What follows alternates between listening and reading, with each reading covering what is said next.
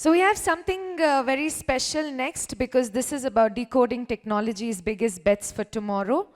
NASSCOM, in collaboration with Boston Consulting Group, is launching a report, Decoding Technology's Biggest Bets for Tomorrow. And I'd like to invite Mr. Rajiv Gupta, he's Managing Director and Senior Partner, Boston Consulting Group, to please give us key highlights of the report before we launch. Mr. Rajiv Gupta, please. Thanks. Thank you.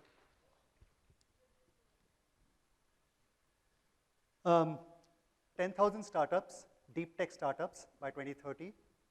Absolutely the best vision to have, the right one to have. And we'll look at a lot of numbers in the next 10 to 15 minutes. I know you did say not 2x, but 100x funding. Because if all the other countries remained where they are, then 2x funding is only going to get us from 2% to 4%. And that's not going to get us to 10,000 deep tech startups. Debjani, thank you. Thank you, everyone. My name is Rajiv Gupta. I'm a senior partner with BCG, and really delighted to be here for this tectonic conference. I was just looking up. The origin of the word tectonic comes from Greek.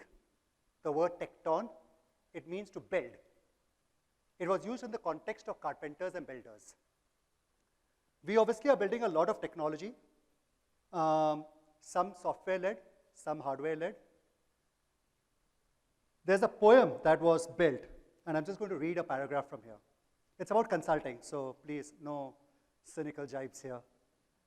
Consulting, a noble trade, helping businesses with their problems laid, providing insights and strategies to help them grow and flourish, you see. And then it goes on for a few paragraphs. So if you're stuck and you don't know what to do, consulting may be the answer for you. With their guidance and support, you'll be able to reach new heights for sure.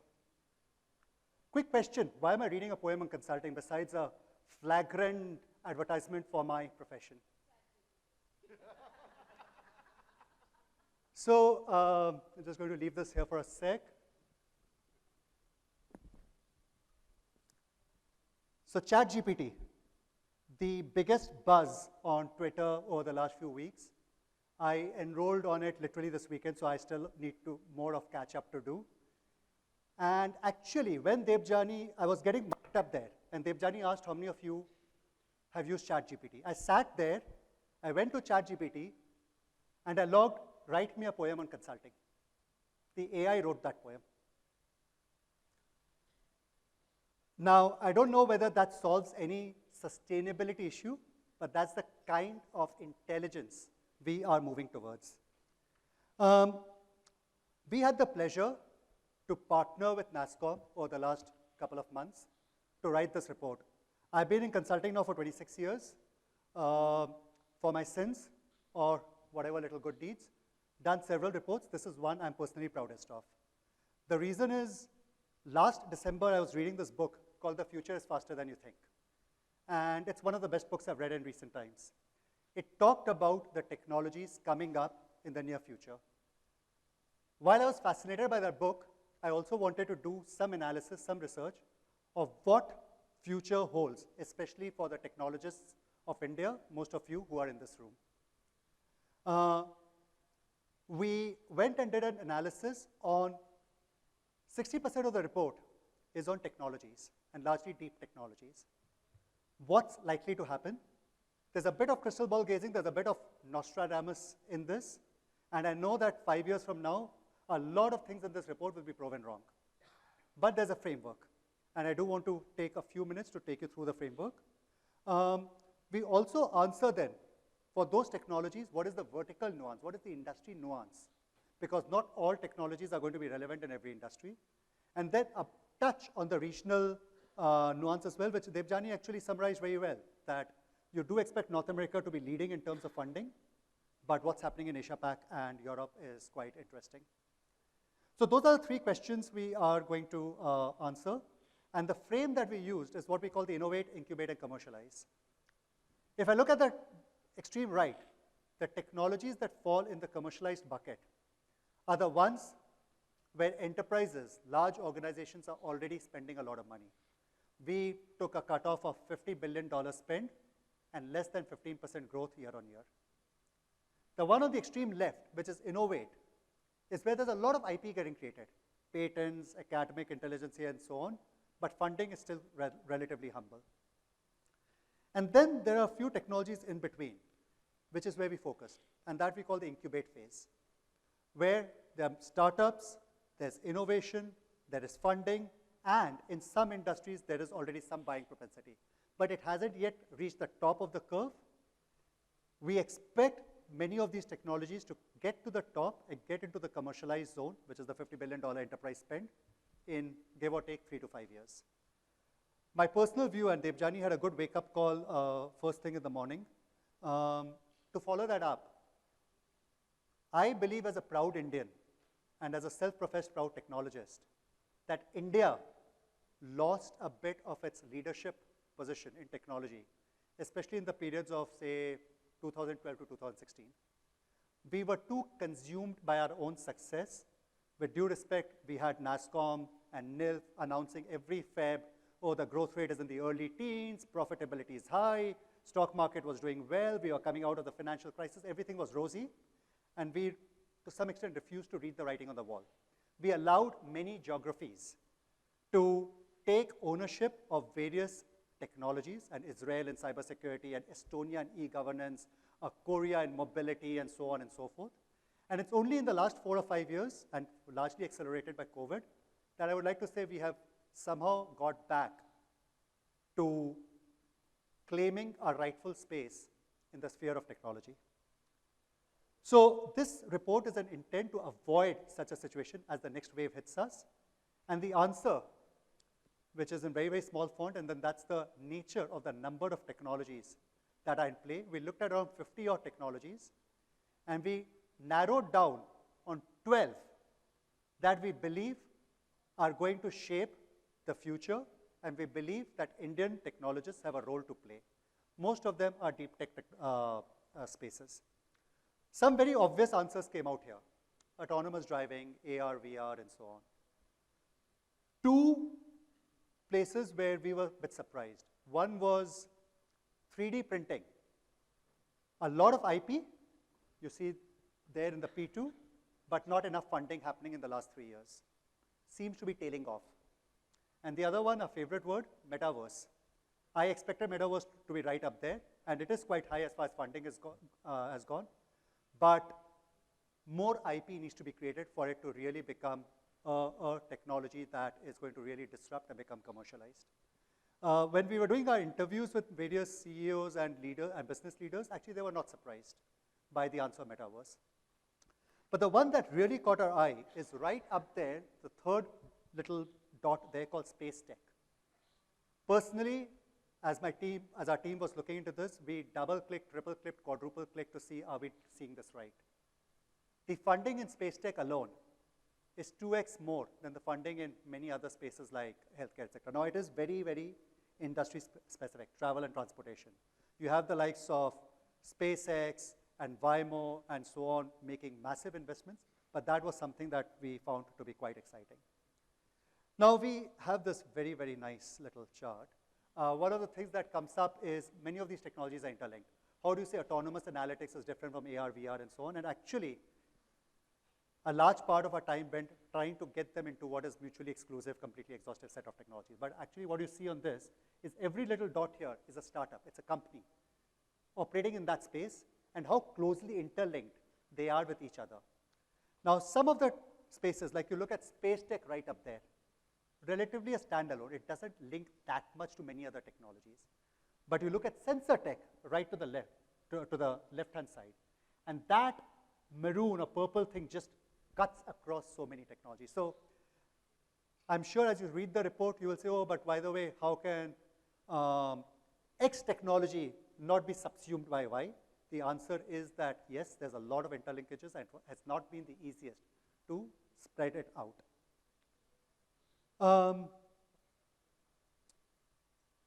So that's the technology view. Very quickly on the industry view.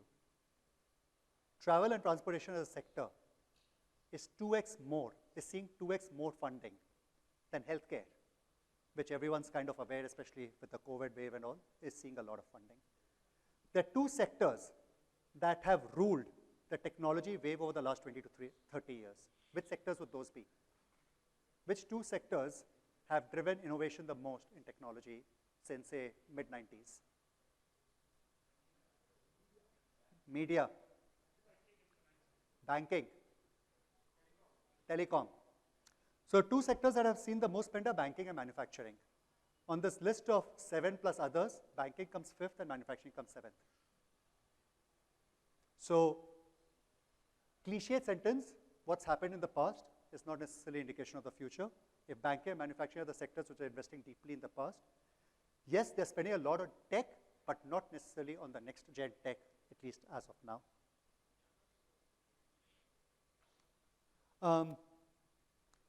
Debjani touched upon the slide. Very interesting to see Europe actually tailing off. And within Europe, there's an interesting double click. But it's also interesting to see the kind of technologies that each region is looking at. So North America, biggest is autonomous analytics, while in APAC, it's sensor tech. Europe, sustainability. So even the 8% spend, the major chunk of that goes to sustainability. And as we double click that, actually, don't have the slide on this pack. I expected Germany to come up the highest. But UK and Switzerland actually dwarfed Germany in terms of even that 8% spending in Europe.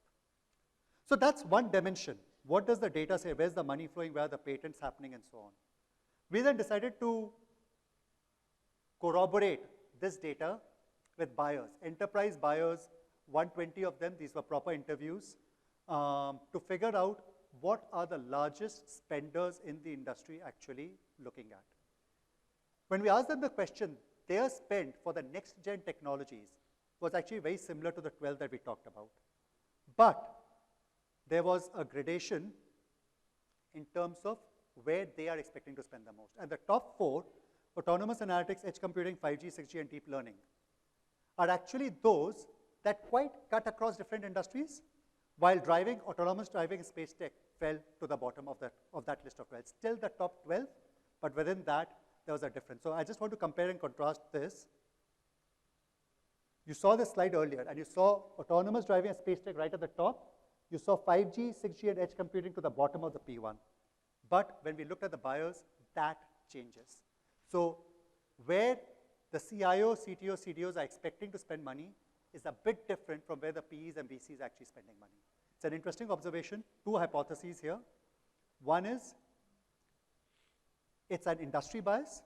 2 is our own survey and interviews had an inherent bias that we were talking to technology users, while some of the spend is going to come from maybe COOs or supply chain heads and so on. This kind of corroborates the view that there are 4 technologies that cut across different industries, while there are few at the bottom that are very, very industry specific. So that's the second leg. And the third and final leg was talking to the leaders of various firms who are member firms of NASSCOM, services and product companies. So on the top, you see C1 to C25, and they are each of them is a company, company 1 to company 25. We are not obviously putting the names of those companies here. And we spoke to them and their leaders as to where do you see the biggest spend across these technologies. Again, what we found is the ones that are the large cap IT firms are focused a lot on those techs that span across multiple industries. So they are more broad-based. You see many yellows and light greens, but you see very few deep greens. Compare that to the digital native firms, lots of reds, lots of deep greens. Digital native firms are actually going sharp, nuanced on an industry and placing a bet. Mid-cap IT firms and BPO companies still tailing behind in terms of their investment in some of these technologies. So if you look at it, there are funds flowing into 12 technologies. There are buyers who are also saying, yes, these 12 technologies are where we are likely to spend 3x more than our normal enterprise spend. And then this is our Indian tech companies where they are investing in today. There's a bit of a mismatch yet, and something that we hope gets corrected with the last slide that Debjani talked about. When we take these 3 dimensions, and that's my final slide, funding, buyers, and tech leaders. And we map that on a, well, it's a BCG slide, so there's got to be a 2 by 2. So you map this on a 2 by 2, and some interesting analysis happens. 5G, 6G, autonomous analytics, and AR/VR. All three stakeholders say yes, very, very, very important. Good, and all the investments, talent, etc. is happening there. Bottom right, edge computing, deep learning, sensor tech, and smart robots. What we would like to call the blind spots. The buyers of the companies that Indian IT firms serve are saying this is where we are likely to spend money, but our own landscape analysis suggests that we are light on that from an India standpoint, and maybe some other product or services firms in some other countries may take that space if we don't move fast enough. Sustainability tech, distributed ledger, and computer vision. These are places where we as a country and tech firms in India are investing, but buyers are, relatively speaking, less bullish about the spend there. And then autonomous driving and space tech is my two most interesting analysis here. Funding, massive, but neither our enterprise buyers nor our tech companies are saying that's where we are really investing. So I just want to pause there. I know time's up, and look, I'll be around, for coffee and so on. I'm happy to answer any quick questions. But thanks a ton. Thank you for having me here, Debjani and the NASSCOM team, and thanks for listening to us. Yes, so it's time for us to do the report launch, sir. I'll request you to please remain on stage. May I also invite President NASSCOM, Ms. Debjani Ghosh, to please join us back. I'd like to also invite Senior Partner BCG, Sumit Saragi, and Vice President NASSCOM, Mr. Shrikant Srinivasan. May I request all of you to please launch the report.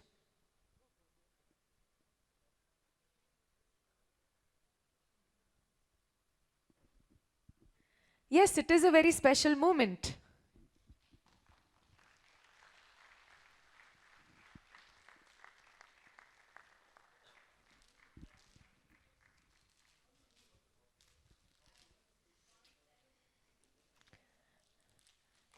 Yes, we intentionally made it a little difficult.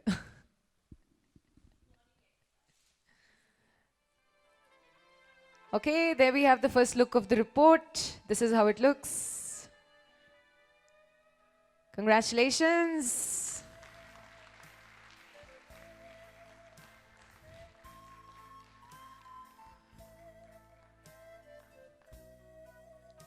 They are like the celebrities of the launch.